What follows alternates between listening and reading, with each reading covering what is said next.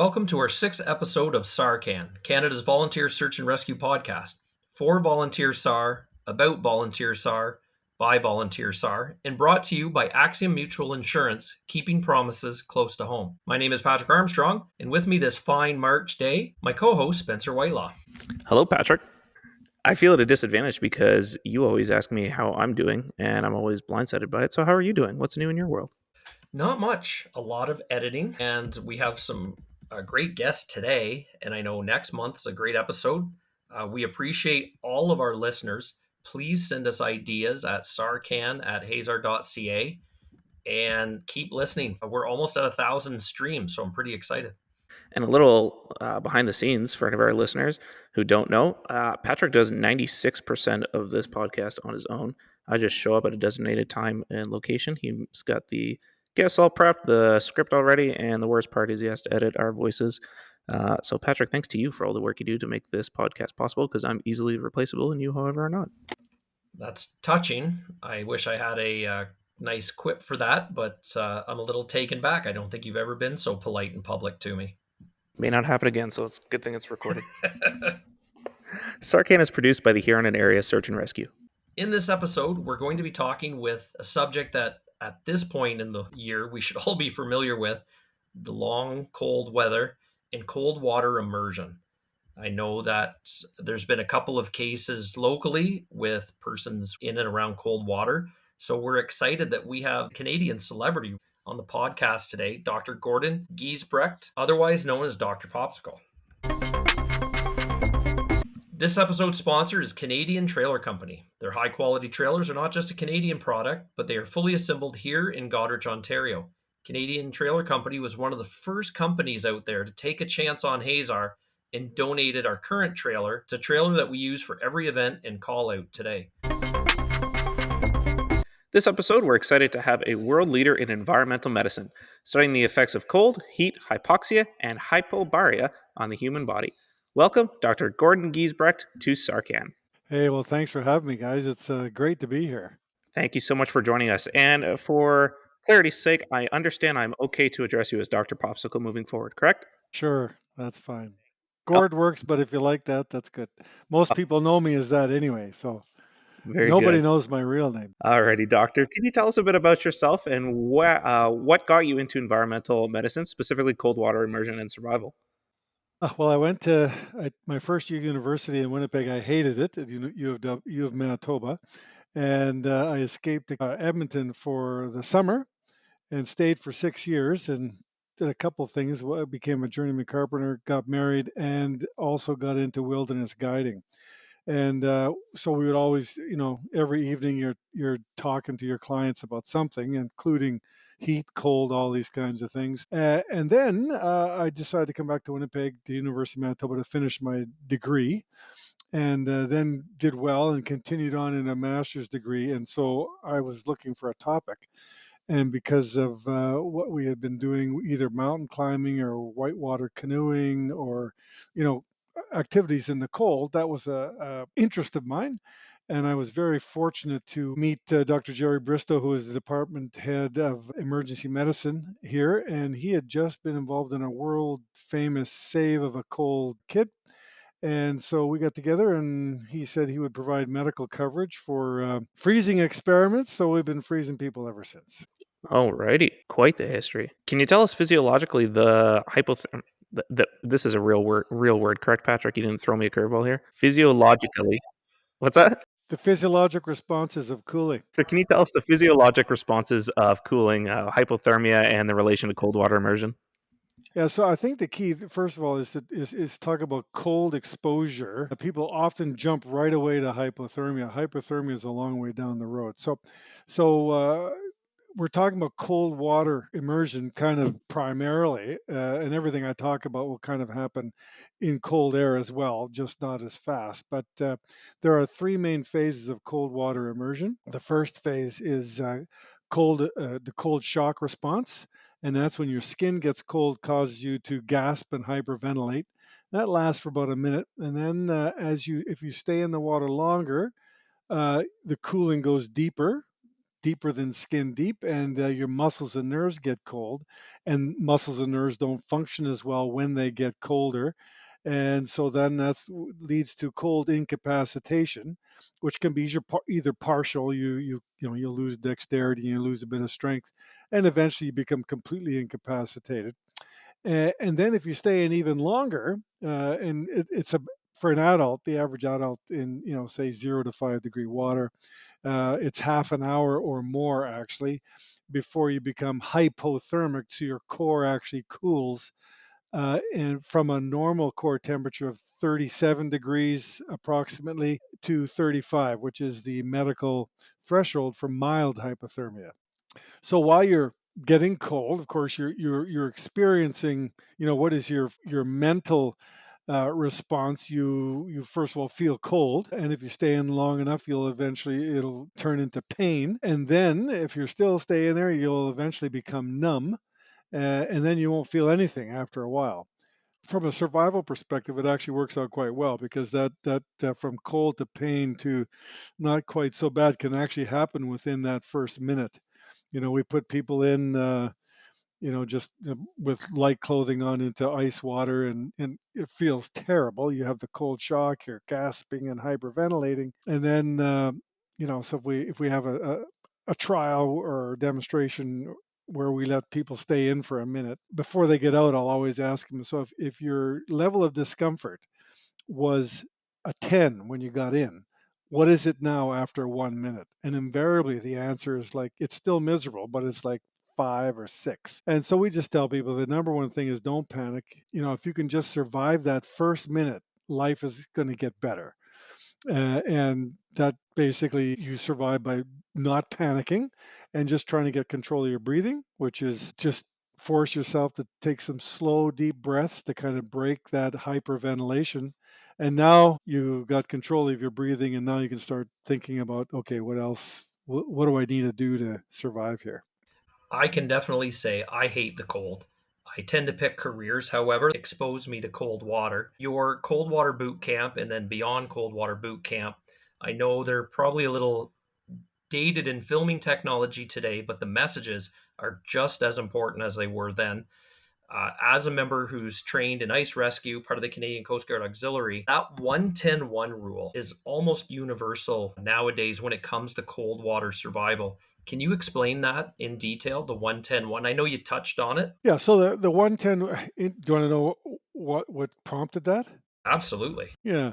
So back around the turn of the century, that sounds so long ago, but in the early 2000s, there were a number of us, a small group of us in the cold water grouping, talking about this kind of thing. And we sort of, I didn't come up with it, but someone had come up with, there are 3 phases: cold shock response, cold incapacitation, which, by the way, cold incapacitation probably starts after a couple of minutes, and then you gradually decrease your ability and your strength and coordination to some point where it becomes zero. So we usually say, in ice water, be like starting at 2 minutes, and you're pretty much out of it after 20 minutes, or not, incapacitated after 20 minutes, which, of course, without any flotation means you're going to drown.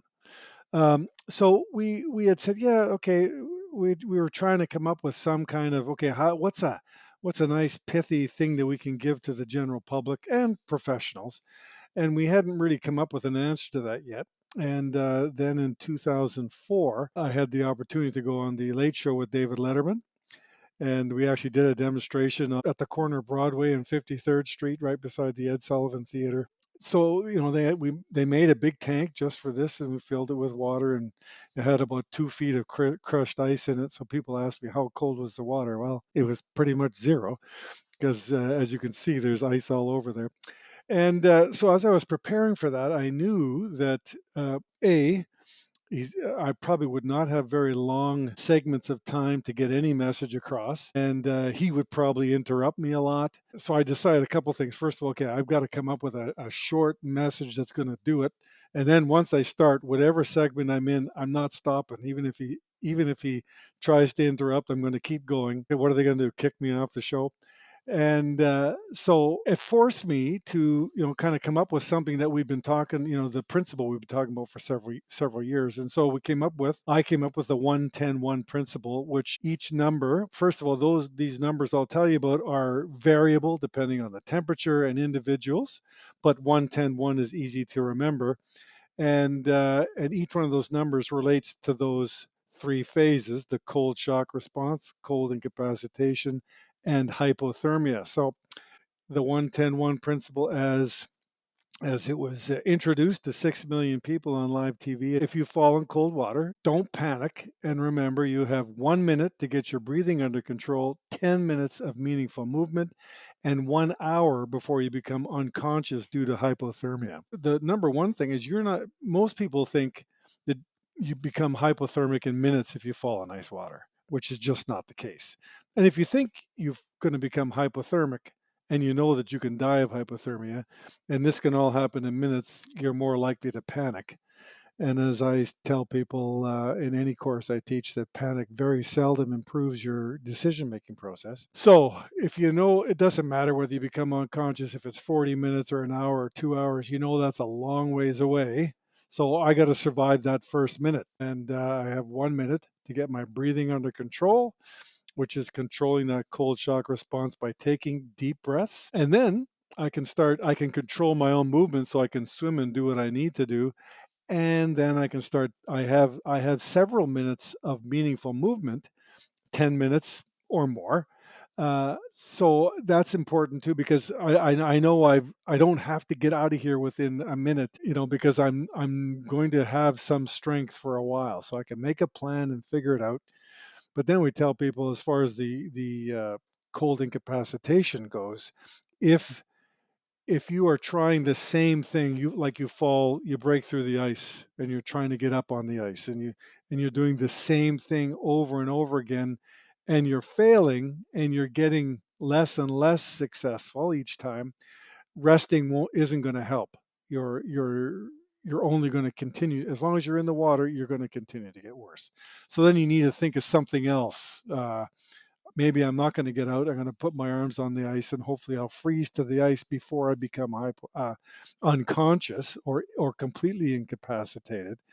And that way I won't slip beneath the ice, and I widen my window of opportunity to be rescued. Because even after you become unconscious, that doesn't mean your heart has stopped. You can survive unconsciousness for quite a while. So, uh, yeah. So remember, you have one minute to get your breathing under control, 10 minutes of meaningful movement, and 1 hour before you become unconscious due to hypothermia. I think you bring up a good point that not a lot of people think about. If you fall through the ice, it's going to be messy. And you have to change that mindset to survival. I might have to make the best of the situation, which is, and there is training to it in a lot of different trades about, if I can't get myself flat and swim myself back up to where there's strong ice, I may have to consider freezing myself to that ice so that somebody can find me.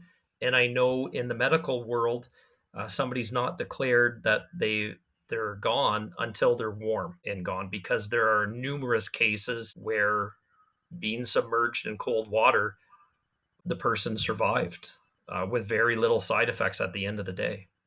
Yeah, so now you're moving into cold water drowning as opposed to hypothermia. But yeah, there's no question about it. Going on to your research, you have spoken that most cold water immersion deaths are not actually caused by the hypothermia, which you've touched on earlier, but instead by that cold water shock response or cold incapacitation.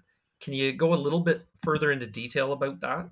Yeah, I tongue in cheek tell people that if you fall in really cold water, you will be very fortunate to live long enough to die of hypothermia.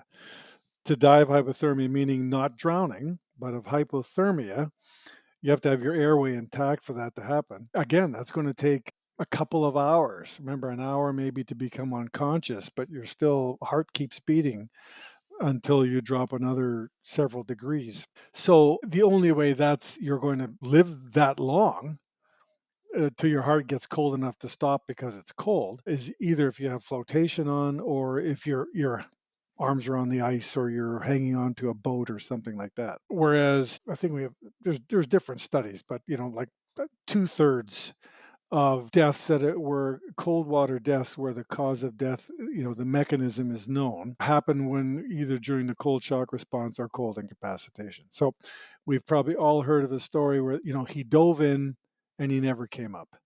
Well, that's a cold shock response death. Got nothing to do with hypothermia. Before I go any further, I should note that if you go in cold water, it's or counterintuitive, but your core temperature, which is what's important, your heart, lungs, and brain, will actually go up a tenth or two for 5, 10, or even 15 minutes before your core temperature actually starts to go down. Now, your body heat content is going down, obviously, but you're redistributing. And so what you care about is your heart and brain. And it actually takes a while for it to actually start cool off. It's truly amazing the body's natural responses to these sort of situations where let's draw all of our body's heat to just keeping the core functions of our being alive and basically abandoning ship on your extremities. And we've also, many of us have heard stories where he was a really strong swimmer and he was just swimming just across this short path here, and he got halfway and then he just disappeared. And, that is cold incapacitation. And in both of those scenarios, core temperature has not dropped. And if it has, not significantly, and that had nothing to do with a cold heart. It's either the person drowned by breathing cold water in, or they became incapacitated. And in both of those scenarios, it's most of the time people aren't wearing flotation. That leads us to kind of our next question as to what is some advice that you can give the listeners in order to avoid falling into a tragedy such as this situation. I presume that staying off of ice is probably the go-to. Let's not find ourselves in that situation.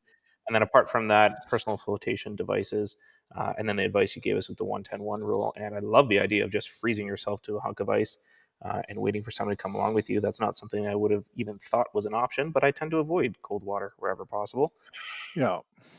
Well, I have kind of I call it the 3 Ps for any time that you leave safety. You need to prepare, prevent, and perform. And so prevent, of course, is great. You should always prepare for the reasonable worst case scenario. I'm snowmobiling or cross country skiing across a lake or a river. Well, a reasonable worst case scenario is the ice could break. Even if I know that it's thick somewhere, uh, the ice is not always the same thickness, and if there's snow on top of it, you can't tell where the thin parts are.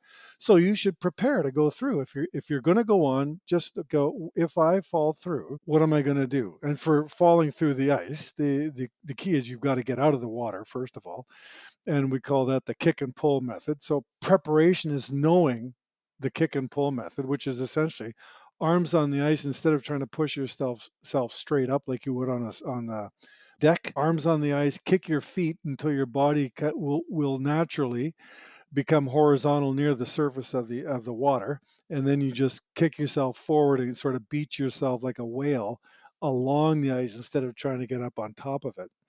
And so that's one thing, that's your preparation. That's what I would do if I happen to break through. Then, of course, the issue is if your prevention didn't work and you were in a place where you broke through, well, now you have to perform. And to perform something, you need 2 things. One is you have to remember what is it I'm supposed to do, and then you have to do it properly. And then it gets back to the 1-10-1. Don't panic because you got 1 minute to get your breathing under control, and now you can think of that kick and pull method, and I still have 10 minutes or so where I'll be able to do it, and then do that. I have to remember it, and then I have to do it.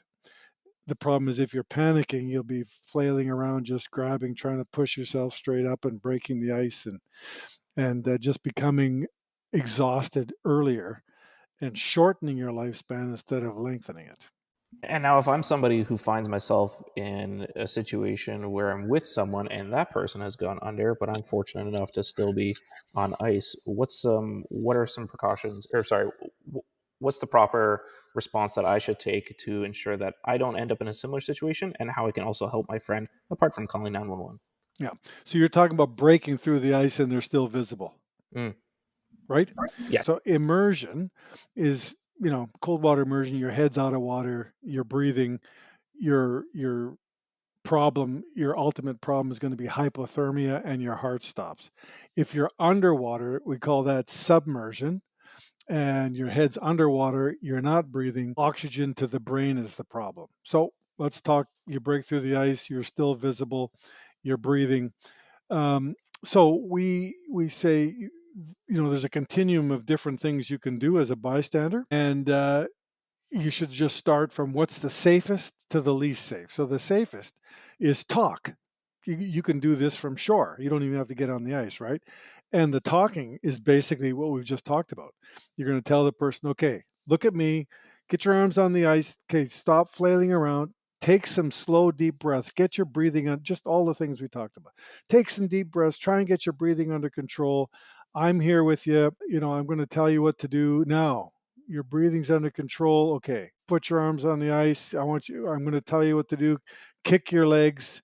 And then once you get up near the surface, I'm going to tell you to kick and pull yourself towards me. Just work through the whole kick and pull thing, and just tell them what to do. Now, of course, either they might not do it because they physically can't do it, they're panicking, or they've been in for a while and they can't do it anymore. So, okay, so I'm going to have to get a little closer to the hole. Obviously, you don't want to go right up to the hole because there the ice was thin enough that the person broke through. So if you run up to the hole to rescue them, guess what's going to happen? You're going to break through as well.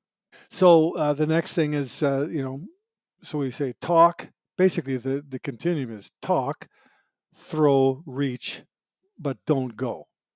So you can, if you have a rope, or you can send somebody to get a rope from a nearby house, or get even an extension cord will work. So you can throw something to somebody, and then if you don't have anything, then you might have to get a little closer that you can reach somebody. Again, the usual tree branch, or you could have been playing hockey, you could reach with a hockey stick.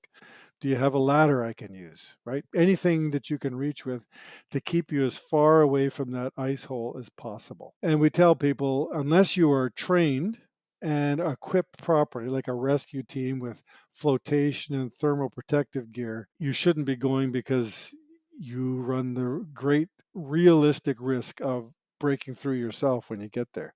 And now you've got two people that have to be rescued. Now, we also recognize if it's your kid, you're going and if it's your dog, you're probably gonna go no matter what. And that's, with a kid or a dog, you're heavier than them, so almost for sure you're gonna break through. And there are cases where we know there's a case that we talk about that happened in California many years ago. But 4 kids broke through the ice, one got out, went to get help, and 4 more adults went out to help, and they all broke through. So there were 7 people in that water, and only one person survived. Hazar does have an ice rescue team, and one of the key things is, even as trained rescuers, we follow that same principle, which is talk, use throw bags so that we encourage self-rescue, and only as a last resort, even with flotation, thermal protection, and the training, are we going out there. But the thing that we try to stress is, if you have to go out, go low. Spread your weight out. Everybody has this Hollywood running out on the ice idea, as opposed to get low, crawl, or even get on your stomach if you have to go out. Distribute the weight, because compromised ice is not safe ice at all. So a couple things you said there, and this is part of what we teach. Ice, once you break through the ice, absolutely, that ice is now weaker. The ice that's still frozen is weaker. And also you weigh more now because you've got water in your clothing, and you're trying to lift yourself up. So, you know, we we've all seen, these charts that say you need 4 inches of ice of blue ice to walk out there safely. And a number of people say, and I know this myself, well, you can walk on 2 or 3 inches of ice and make it. That is true if you're very, very, very careful. But if you ever break through, it's going to be we have videos of people where we've done this, and they just keep breaking the ice. They get up and break, they were walking on it. Everything was good until they broke through. Yeah, so that all makes sense. I'm glad you folks are following that. Now, the one thing you bring up, and it's something that we as a Coast Guard auxiliary, we speak about every single day we're on the water, some sort of flotation. And there is a difference between PFDs and life jackets. And are you able to speak a little bit? I know that we have a kind of a blunt term, which is a PFD will help us find you, and a life jacket's the better way for us to find you alive. So a life jacket is defined as something that will right not only keep you floating, but will right you so to keep your face out of the water, right? If you're floating face down, like you say, you can find the body so the family can get closure, but face down, you're going to drown. So all life jackets are PFDs. Not all PFDs are life jackets. So PFD provides flotation to keep the average body floating, but generally requires some level of consciousness and some manual dexterity for you to make sure your face you don't roll over on your front and keep your airway out of the water. Whereas a life jacket, an official life jacket. We do use the terms interchangeably, but the technical life jacket, you could be unconscious, land, on your front, and it should right you. Now the issue, of course, is there's always a cost to everything, and we're trying to get people to wear something that floats, and a life jacket is much more has more volume. It's less comfortable, doesn't look as sexy unless except for an inflatable. Inflatables are really sexy and really, they're and as long as they work, they should write you and keep your face out of the water. The one thing that we try to stress is when you go back to what you were talking about, prevention and preparedness, wearing your life jacket when you're on the water. And I know Spencer, we made him jump in the water once to put on a life jacket in the water. And it took you, Spencer, about 30 seconds, didn't it? Yeah, and the nice thing about that, apart from the absolute ridicule I got from my peers or the embarrassment of that video, which is still available on YouTube, was the fact that I didn't know what we were getting into. It was a surprise. I thought, hey, we're going on a boat. That's cool. The best boat to go on is not your own. And hopped in beautiful Lake Huron, and now it's like, okay, put a life jacket on. And I had no idea I was going into it. I didn't look up how to do it in the first place, and nobody told me how to do it. So it made it much more real. And I was in a nice warm water where I think it still took me a better part of half a minute to figure it out as I was flailing about, and it made it very real. And yeah, it is not an easy thing to do, even if I like to think I'm generally a pretty calm person, but I wasn't experiencing any sort of cold water shock, and I knew my life wasn't in any peril because Patrick was there to rescue me if the incident have transpired that way. But yeah, certainly a unique experience of trying to throw a life jacket on while you're flailing in water, and a very sobering one at that. So you bring a couple of points. So first of all, having the best life jacket is or PFD is the one you're wearing, right? Um, and this is why inflatables it's more comfortable. It will provide plenty of flotation as long as it works, as long as it inflates, which gets to preparation. Well, the first P, you got to prepare. Do you know how if you're going to have one of these things? The thing about inherently buoyant life jackets or PFDs is, it's got the clothes. It is what it is. You put it on, it doesn't change shape or anything. It floats. Period.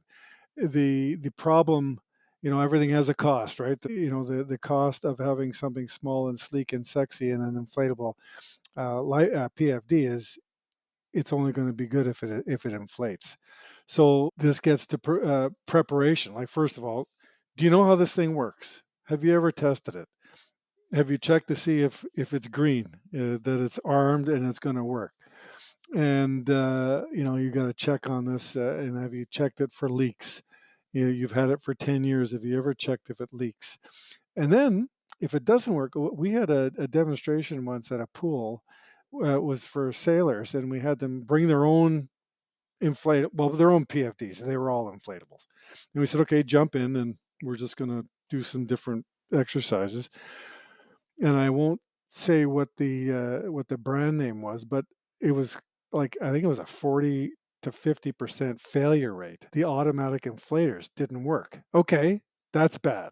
Okay, well now we've got a bunch of people in the pool with inflatables that didn't work. So I said, okay, the automatic inflator didn't work, so inflate them. And most of the people had no idea where the handle was to manually inflate them. And again, most of the people had no idea that that you could actually blow it up manually with your mouth.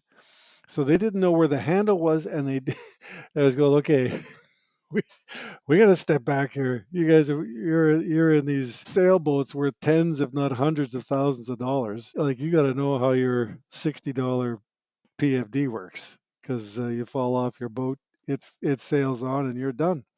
So that's part of the whole preparation. Like, you have to know, just relying on something that says automatic on the label. Just relying on that is not a very good idea. So you need to know how these things, whatever you have, you need to know how it works. Absolutely. Training like you fight and fighting like you train in situations like that of panic, you're going to lose those fine motor skills and forget how to deal with stuff. So getting those repetitions in where it's just second nature. If plan A fails, then I'm defaulting right to plan B and making sure that it works. Yeah. The other thing you were saying, by the way, it's difficult to put a life jacket on in the water. Very difficult if it's cold water, but that's if you get a chance to have it in your hand.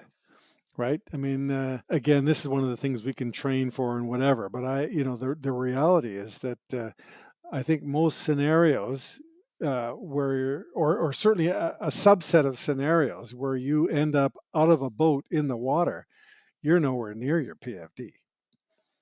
If your boat conks out, the waves come over and swamp the boat. Okay, yep, everything's right here. Yes, I can go find that PFD, and now I get to go through that difficult exercise that you went through. But many scenarios, that PFD is gone. You don't even get the chance. So now, how long can you swim in cold water? And often, when you're in that scenario, it's not calm water. You're in the scenario because it's wavy, and I don't like my chances of swimming, relying on swimming to survive in 0 to 5 degree water that's wavy for very long.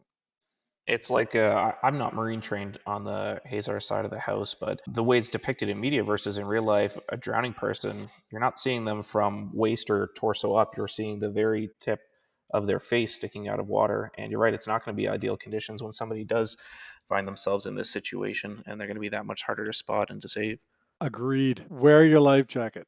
So we tell people, like, I think we're all in the same boat here.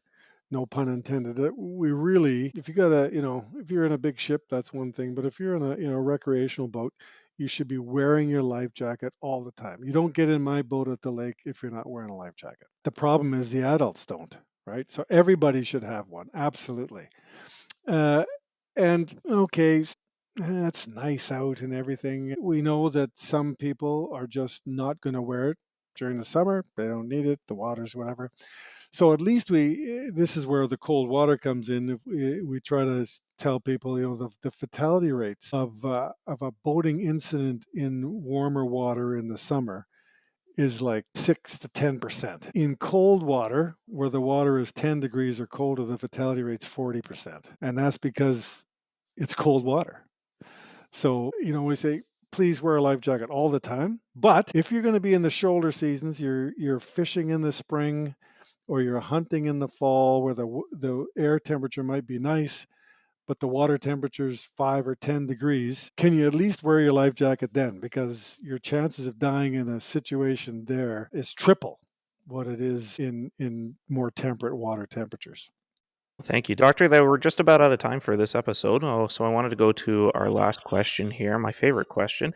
You've dedicated your life to the science and understanding of cold water immersion, submersion, the 1-10-1 rule, and everything in between.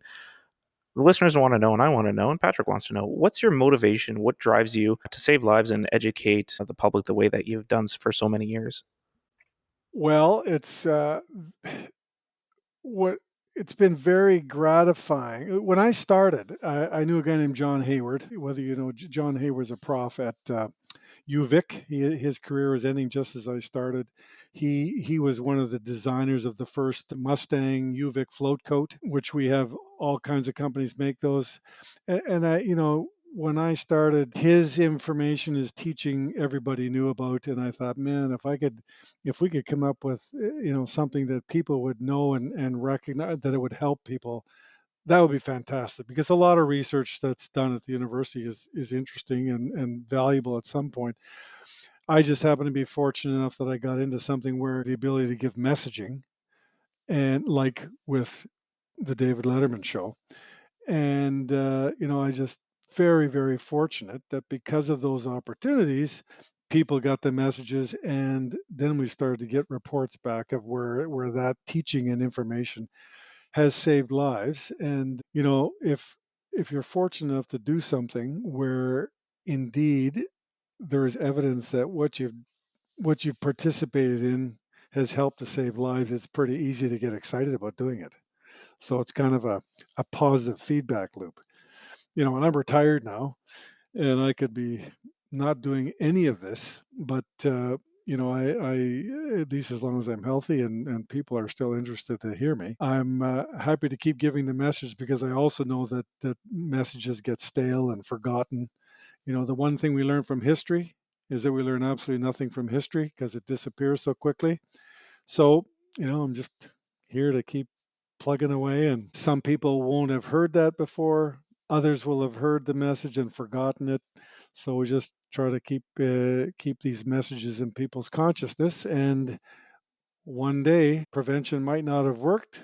You have an incident, and you remember what to do so that you can actually perform it and rescue yourself.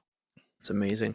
Well, thank you, Dr. Giesbrecht. And if you don't mind, I do have one last question, Patrick, if you don't mind if I go Yep. off script here for a moment. I need to know, from your expert opinion, was there enough room for both Jack and Rose on that door? I've done a podcast just on that. Like, my first thing is, it's not about room, it's about buoyancy. And it all starts with the writer, right? It's amazing how many people think, no, this is real. Like, how could that have happened? Listen, the writer wrote that Jack's going to die. So Jack's going to die. That's all there is to it. And so Awesome. it's up to the props people to come up with something that fits the writing. And I think like, there are lots of things about the movie The Titanic that I thought are not realistic at all, like running around in up to your chest in -4 degree water and not huffing and puffing at all. But I do, that scene didn't seem to be at all. Didn't jump out to me as being unrealistic. So I would say there was not enough flotation for both of them. There you have it. And with that, I'll give my final advice that I always give at the end of these things, and that is to keep cool, but don't freeze. Love I that. like that. All right. Dr. Gordon Giesbrecht, Dr. Popsicle, thank you so much for being on this episode of SARCan.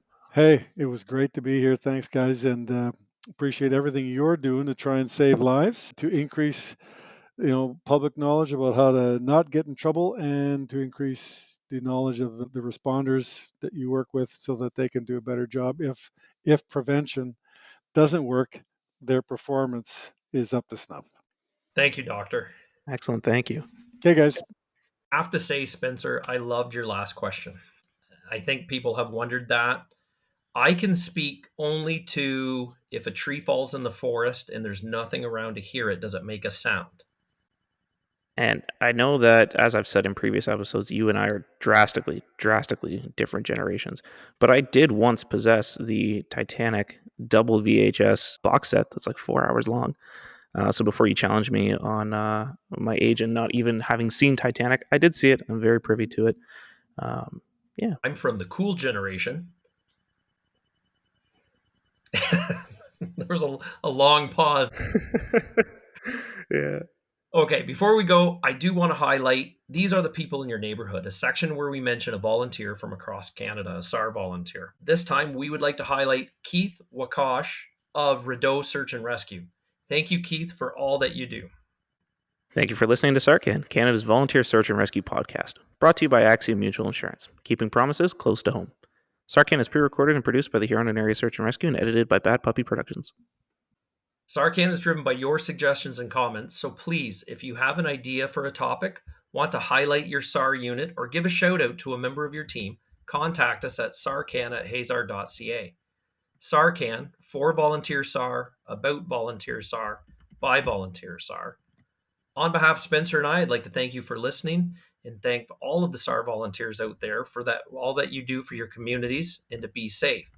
I did have a new ending that I was going to use, but I have to go off the doctors. Be cool, but not freezing?